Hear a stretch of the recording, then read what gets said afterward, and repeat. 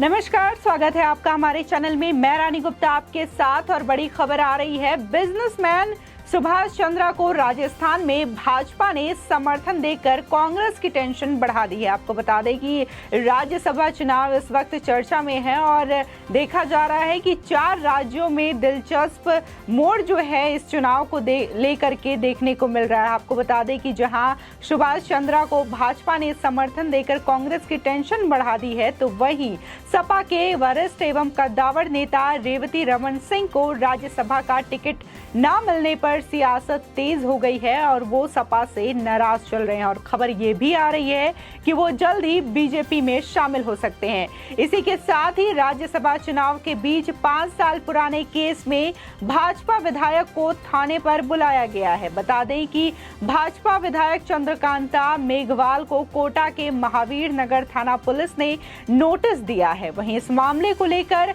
भाजपा प्रदेश अध्यक्ष सतीश पुनिया ने सीएम गहलोत पर भाजपा विधायकों पर षड्यंत्र रचने का आरोप लगाया है।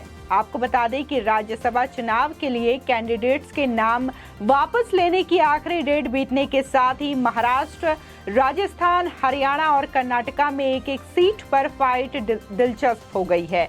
शुक्रवार को होने वाले चुनाव से पहले कई दांवपेच आजमाए जाने की संभावना है।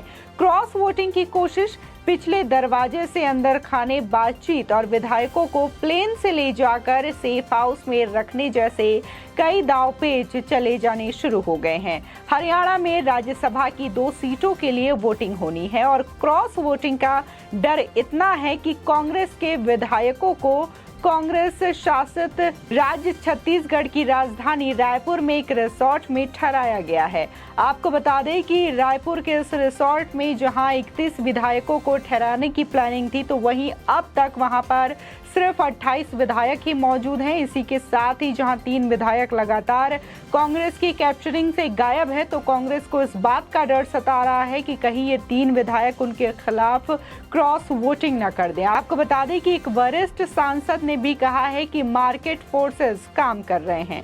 आपको बता दें केशव राय पाटन से भाजपा विधायक चंद्रकांता मेघवाल को कोटा के महावीर नगर थाना पुलिस ने 5 साल पुराने केस में सीआरपीसी की धारा 41A के तहत नोटिस दिया है।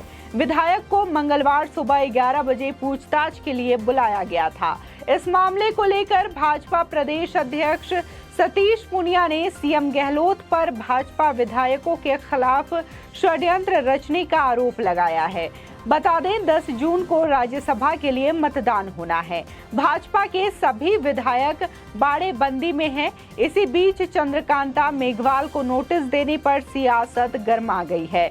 वहीं बीजेपी राजस्थान प्रदेश अध्यक्ष सतीश पुनिया ने ट्वीट कर लिखा कि राज्यसभा चुनाव में कांग्रेस और मुख्यमंत्री गहलोत नैतिक रूप से हार चुके हैं। सीएम गहलोत की ओर से भाजपा के विधायकों को कार्रवाई के नाम पर भयभीत करने का षड्यंत्र रचा जा रहा है। आग से मत खेलिए गहलोत साहब, चुनाव तो 10 जून को हो जाएंगे, फिर का अभी पता नहीं, लेकिन ये तय है कि राजस्थान में राजनीतिक गर्माहट 2023 के चुनावी रण तक इसी प्रकार की बनी रहने की उम्मीद है। साथ ही भारतीय जनता पार्टी के राष्ट्रीय महासचिव BL संतोष ने भी ट्वीट कर लिखा कि राज्यसभा चुनाव को लेकर कांग्रेस में इतना डर है, इसी वजह से 5 साल पुराने केस में विधायक को नोटिस भेजा गया है। ये कांग्रेस के लिए बहुत ही महंगा साबित होगा। आपको बता दें विधायक चंद्रकांता मेघवाल के खिलाफ 20 फरवरी 2017 को तत्कालीन SHO श्रीराम बडेसरा ने FIR दर्ज कराई थी। वहीं दूसरी खबर की बात करें तो सांसद रेवती रमन सिंह को राज्यसभा के लिए टिकट नहीं मिलने से सपा के भीतर तथा यमुना पार की सियासत गर्मा गई है। सपा में बगावत शुरू हो गई है, तो रेवती रमन के सुर भी बदले बदले से नजर आ रहे हैं। भविष्य में सियासी भूमिका को लेकर भाजपा में जाने और सभी दरवाजे खुले होने की बात उन्होंने कही है। साथ ही उन्होंने कहा कि समर्थकों संग वार्ता के बाद वो अपने पत्ते खोलेंगे। आपको बता दें सपा के वरिष्ठ एवं कद्दावर नेता रेवती रमन सिंह का पार्टी तथा यमुना पार की सियासत में पिछले 40 वर्षों से महत्वपूर्ण दखल रहा है। वो करछना से विधायक रहने के साथ ही इलाहाबाद से सांसद भी रहे हैं। उन्होंने भाजपा के दिग्गज नेता डॉक्टर मुरली मनोहर जोशी को हराया था। इस समय भी राज्यसभा सदस्य हैं और अगले महीने उनका कार्यकाल खत्म हो रहा है। रेवती रमन सिंह के बाद करछना से उनके पुत्र उज्जवल रमन सिंह विधायक रहे हैं। हालांकि इस बार वो चुनाव हार गए। रेवती के सियासी कद को देखते हुए राज्यसभा के लिए उनकी दावेदारी मजबूत मानी जा रही थी, लेकिन टिकट नहीं मिला। आपको बता दें कि इसके बाद कई तरह की अटकलें भी शुरू हो गई हैं। विधानसभा चुनाव के दौरान ही उनके भाजपा में शामिल होने की चर्चा हो रही है।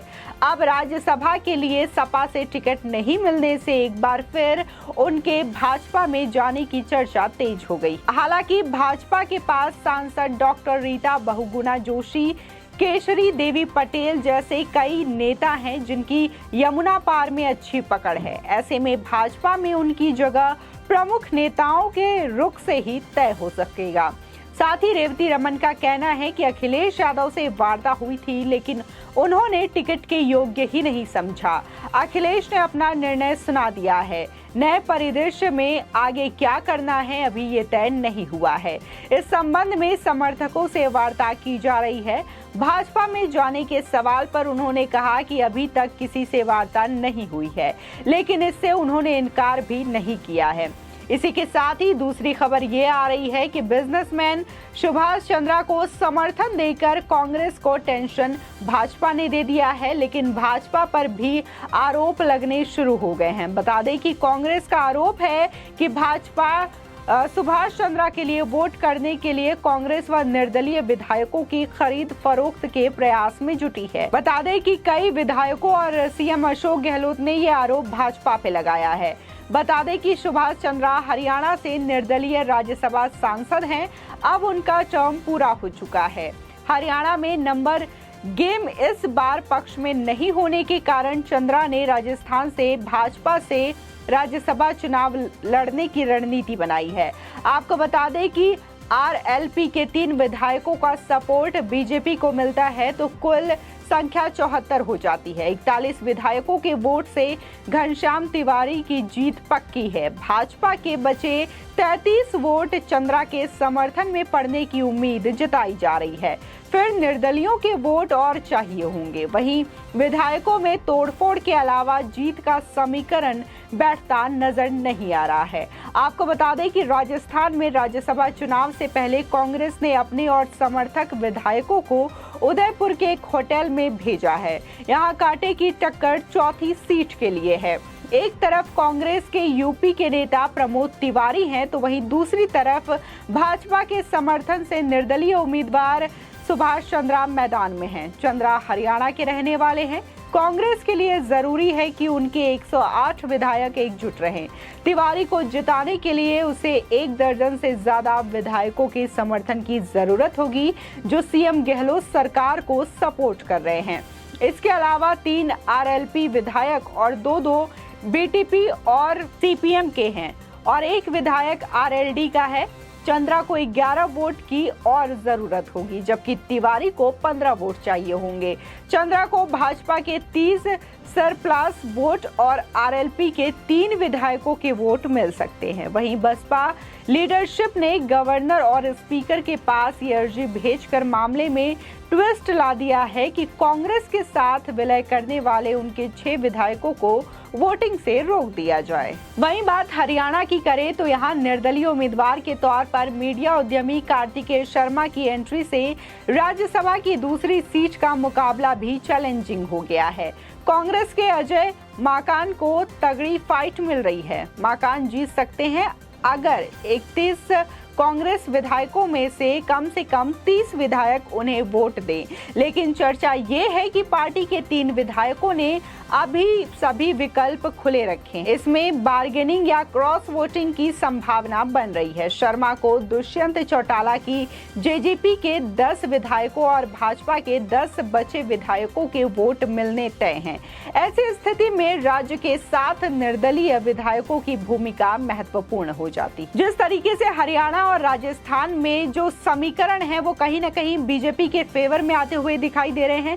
कांग्रेस को लगातार क्रॉस वोटिंग और बार्गेनिंग का जो डर है वो सता रहा है कि कहीं उनके विधायकों की खरीद फरोख्त न हो जाए। इसके लिए जहां अगर हम राजस्थान की बात करें तो राजस्थान में विधायकों को उदयपुर के होटल में ठहराया गया है, तो वहीं अगर हरियाणा की बात करें तो हरियाणा के विधायकों को रायपुर के एक होटल में ठहराया गया है। इसी के साथ ही जिस तरीके से अब नया ट्विस्ट जो आता हुआ दिखाई दे रहा है, सुभाष चंद्रा को समर्थन देकर के भाजपा ने अब कांग्रेस को और भी ज्यादा टेंशन में डाल दिया है। तो वहीं अगर कर्नाटका और महाराष्ट्र की बात करें तो वहां पर भी राज्यसभा चुनाव को लेकर के गहमा गहमी मची हुई है।